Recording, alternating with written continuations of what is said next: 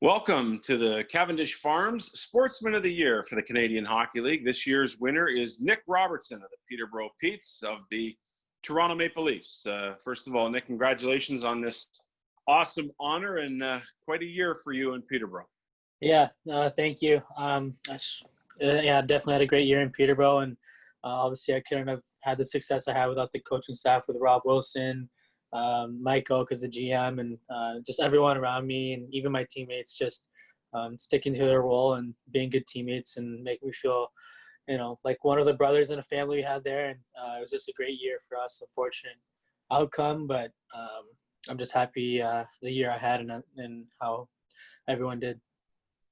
Well, being a Toronto Maple Leafs prospect, the eyes are always on you. So I'm going to get everyone's concerns out of the way. Tell us where you are and what you've been doing here for the last month. Yeah, I'm in Toronto right now, and I'm just training with the Leafs here and getting ready for training camp and getting ready with the team for return to play. Unbelievable. I think the Sportsman of the Year is a very fitting thing, but I want to go back. You and I had a conversation in Red Deer at the Prospects game a couple of years ago, and it was really forthcoming and really interesting to me. There's still a lot of people that really don't know your story, and I think it's important to go back there to understand the lineage of where you've come from as a baby, basically, to where you are now as a Leafs prospect. Tell us that story, being born prematurely. Yeah, I mean, obviously I was born 3 months premature, and people weren't really sure if, or just the staff there at the hospital weren't sure if I would make it, and it's because my lungs weren't fully expanded, and they did multiple shots and it wasn't working. And then I think the last one, my dad was telling me that if this doesn't work, he's gonna pass away. And obviously, fortunately, it worked. And also that was going on through 9/11/01 too. So I can only imagine my dad's going through. And I mean, the whole country's going through that, but my dad's going through that, and also a little baby going through that. But the rest is history from there. And I think moments like that kind of shaped me into the person I am. They told me I live because of a strong heart. So I think I'm a very grateful person and very family-oriented and hardworking person and a player. And I think that since day one really marked who I am today. It's funny. I don't know if you remember at the time, but I talked about my daughter being born premature, and now she's just about 5 years old, and man, she's a little spitfire. So I get where some of that heart, where some of that energy comes from, and that will to survive. And obviously, you've shown it, but really amazing stuff. But I want to stay on that family theme because I do think it fits in nicely with the CHL Sportsman of the Year. You talked a lot about your mom and how many sacrifices she's had to make, from California to Michigan to Toronto and back and forth and everywhere. Obviously, your dad's made those same sort of commitments while being able to raise three boys is simply amazing. But tell us a little bit about that family support, in particular your mother and all that she's had to sacrifice. Yeah, I mean, first of all, my mom was born in the Philippines, and hockey is very foreign to her. And I know my dad introduced it with her, but it just started since I was like 5-6 years old. I remember like Monday through Friday, my dad would obviously be working, and my mom would take care of us. And after school, she would pick us up and drive us down to El Segundo, where the Leafs where the Kings practice. And we would just spend I remember spending like 3-4 hours there, or if it's another rink in Anaheim. And I think it was funny because my mom always brought all three of us and my sister, so we're always around each other. So that's why we're really close. And I remember my dad, being the youngest one, I would do like 101 skills, and then my brother's team would have a practice like right before mine, and my dad would say go skate with them. So I skated with my brother's teams a lot. And but yeah, for my mom, she would do that. And then obviously moving to Michigan wasn't the easiest too. Right away, I think we lived 3 months away from my dad because he still had to work in California, and we were staying in a hotel, literally like I think it was like a Marriott, like the like the suites. The suites, and had 4 kids in the suite sharing like their 2 rooms and sharing the rooms. And we're really young, and I can only imagine what my mom's going through, taking the little kids to skating lessons the next day when we got there, and dealing with moving and trying to find a house. And then from there, I mean, just the typical driving. I mean, at least the drive wasn't as far in Michigan to the rinks, but driving us every summer, because none of my oldest brothers obviously were old enough to drive yet, and just driving us back and forth. And then obviously making our way to Toronto, and then living with my brother Jason for a season, and then living with me for 2 more seasons. So she's been in Toronto more than I have ever been. So she's more familiar with this place than I am. But yeah, I think thinking about it now, where I am and where I wanted to be, I couldn't have been here without her. She's definitely the backbone of my career, and you definitely feel more grateful, being 18 and more mature than, when you're 14, you just want to do your own thing, get around, but you got to sit back and think about all the stuff she's done. And I just got to thank her. And I know I'm not going to let that slide. I definitely have to get back to her. And, all the money and time that my mom and my dad have put into the sport, I don't think I can think of it. Lots of money, but I'm definitely appreciative of it. Yeah, amazing. So just to kind of follow that path, you're in California. The best option to play your minor hockey and grow your game is to move to Michigan. Yeah. But the best place to play in your OHL draft year and your older minor hockey was by moving to Toronto, and that's kind of how it worked out for you. Yeah, I mean, it helped with my decision to go to the OHL, let alone my brother going to the OHL, but the Plymouth Whalers my brother would play for CompuWare there, and I would always have practices there, and again, I would practice with this team. So I remember like every like once a week or whatever, there's like the CJ's like restaurant there, and my dad would always get like the pizza there because it's like for our family, whatever. Yeah. And the Plymouth Whalers are playing every time we went, or they're about to play, so we would go watch them. And I think it just sparked from there. I didn't know what league it was because being from California, I only knew the NHL. I didn't know like the little leagues to get there, and that kind of sparked an interest there. And obviously my brother going through the process from Michigan to the GTHL and being exposed to those top players, I definitely wanted to, go with him. And obviously I made my way to the OHL, and I'm here now.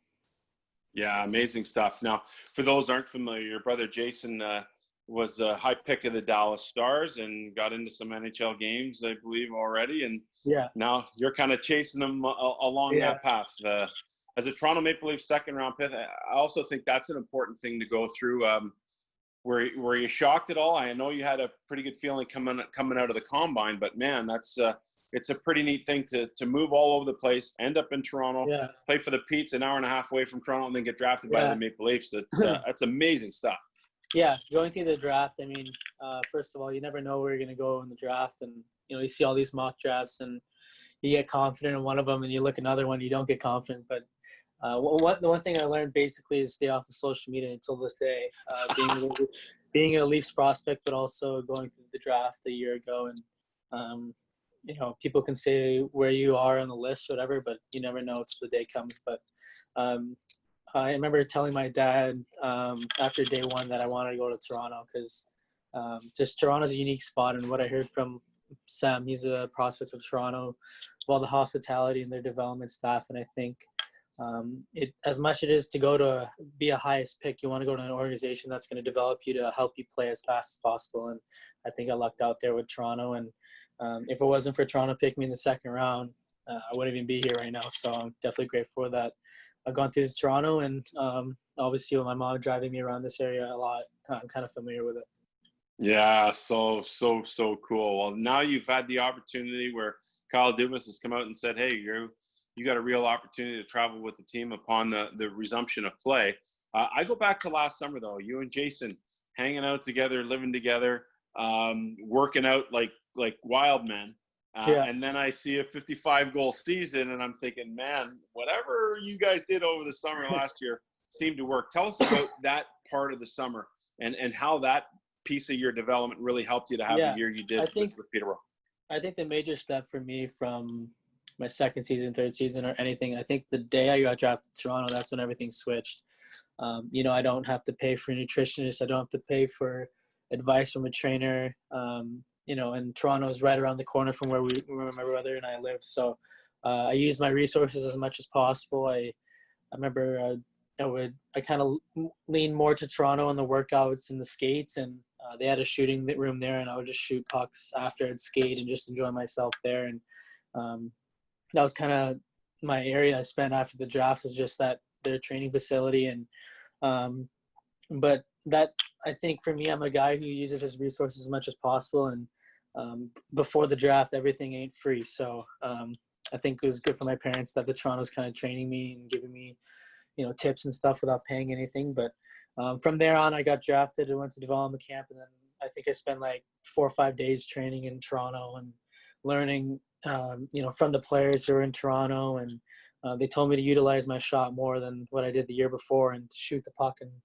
to be a threat more there. And I listened to them and I worked at it, and definitely had the season I did. But from there, just during the season too, I think I asked the nutritionist Margaret there, like, she said, ask if you had any questions. And I remember having one question, and from there, it's just been like every week I would ask a question or advice on things. And from there, it was just, going to training camp and everything. But the resources that Toronto provides me, I don't think I would have had as successful season, because I'm a man who uses my resources, and they definitely helped me with that. One of the resources I know you really leaned on, because I talked to him, was your coach in Peterborough, Rob Wilson. He said, this guy, man, he's got a broken wrist. We can't get him off the ice. We can't get him out of the video room. This guy's driving me nuts, but I love it. I love the passion and the energy. How much has Rob Wilson and the Peterborough staff meant before you were able to have access to all the free stuff?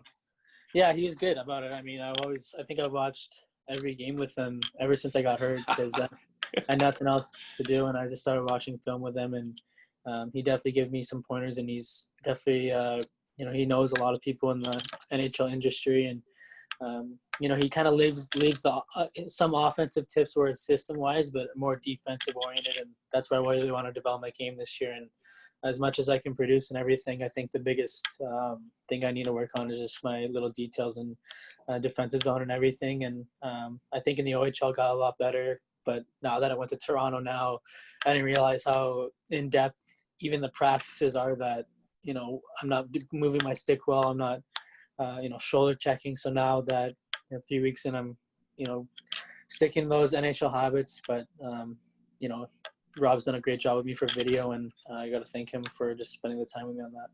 Yeah, amazing stuff. He was always on you about that stuff, but I know he was happy to really help you out, obviously. And Peterborough played such a big part of that. But you can't win an award like that, like the CHL Sportsman of the Year, and you can't score 55 goals without your line mates in Peterborough. Yeah. And that changed a little bit throughout the course of the year. Tell us about your line mates.